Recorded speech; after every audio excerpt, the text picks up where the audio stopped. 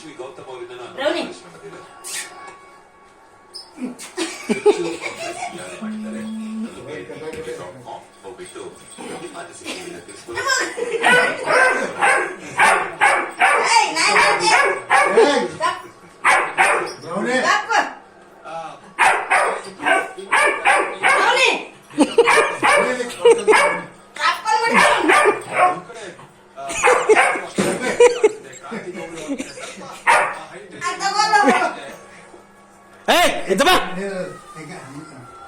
But ವ್ಯತ್ಯಾಸ ಏನಂದ್ರೆ ಅಶ್ವಿ ಅವರು ಜಾಸ್ತಿ ಆ ಸ್ವಿಂಗ್ ನಲ್ಲಿ ರಿಲೈ ಆಗ್ತಾರೆ.